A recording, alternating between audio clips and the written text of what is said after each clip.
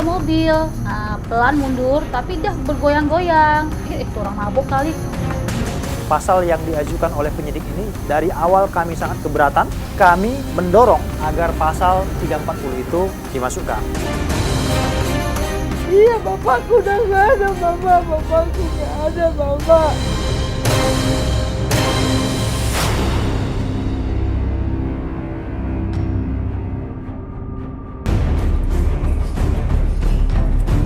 Menurut keterangan warga, saat peristiwa terjadi, mobil yang dikemudikan Sony Rizal Taihitu, sopir taksi online yang dibunuh oleh penumpangnya, masuk lewat perumahan Bukit Cengkeh 2. Laju mobil korban sempat terekam kamera pengintai atau CCTV milik salah satu warga.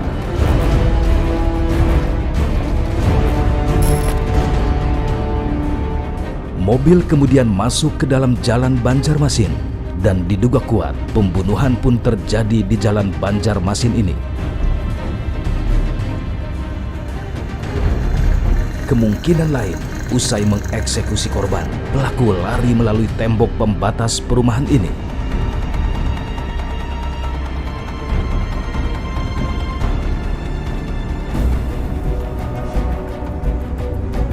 Bergulirnya kasus ini dinilai lamban oleh pihak keluarga. Karenanya, beberapa waktu lalu, bersama kuasa hukumnya, keluarga mendatangi Polda Metro Jaya untuk menanyakan kejelasan pelaku pembunuhan Sony. Polisi pun akhirnya buka suara terkait kasus ini. Pelaku ternyata oknum anggota Densus 88 Anti Teror bernama Haris Sitanggang dan berpangkat Bribda.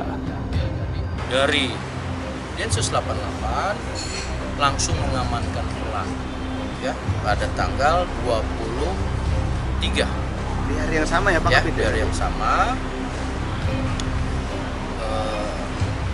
Ini sekira pukul 16.30 di Puri Persada, Desa Sindang Mulia, Bekasi, Jawa Barat. Saya membenarkan apa yang disampaikan oleh tim pengacaranya, yaitu ingin memiliki harta milik korban.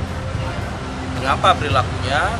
Perilakunya sejauh ini masalah ekonomi secara pribadinya, sehingga ini terjadi.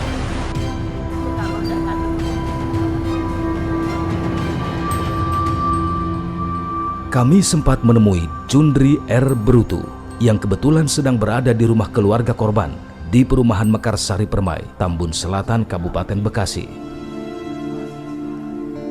Pada kesempatan ini, Jundri mengungkapkan kalau pembunuhan terhadap kliennya merupakan pembunuhan berencana. Kami menilai bahwa pasal ini dapat dikenakan pasal pembunuhan berencana. Kenapa dikatakan pembunuhan berencana? Karena memang sejak awal si pelaku ini memang sudah melakukan pemesanan aplikasi melalui offline sehingga sulit dideteksi gitu ya. Itu yang pertama. Nah, yang kedua, si pelaku ini juga ternyata sudah menyiapkan tempat di mana dilakukan eksekusi. Karena dia bukan warga Bukit Cengkeh, dia juga bukan tinggal di sana, tetapi dia sengaja mengarahkan ke daerah sana karena kalau kita melihat kan lumayan sepi daerah sana. Oleh karena itu, kami mendorong agar pasal 340 itu dimasukkan. Terus yang kedua, pasal 339.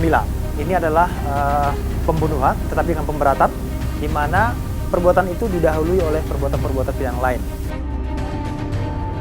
Karenanya, Jundri merasa keberatan kalau polisi hanya menerapkan pasal 338 dan 351 dalam kasus ini. Pasal yang diajukan oleh penyidik ini dari awal kami sangat keberatan dan kami sudah menyampaikan keberatan itu karena menurut kami jika dia diterapkan pasal 338, 351 ayat 3, pasal 365, apa bedanya dengan pembunuhan biasa yang dilakukan oleh masyarakat biasa ya, orang-orang yang tidak berpendidikan. Sementara dia ini kan orang-orang berpendidikan. Tidak semua orang bisa masuk polisi, dan polisi yang sudah menjadi polisi pun tidak semua bisa masuk menjadi anggota Densus. Kepada kami, Junri juga mengungkapkan soal kecurigaannya saat keluarga melihat jenazah korban setelah diotopsi.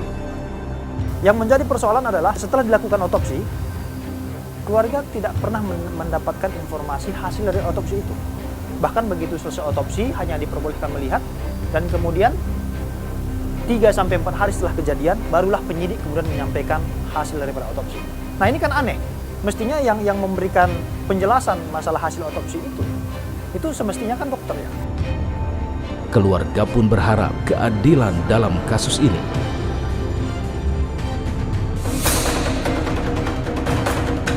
Menurut keterangan yang kami dapat, saat itu pelaku memesan taksi online secara offline dari kawasan Semanggi dan minta diantar ke arah perumahan Bukit Cengkeh.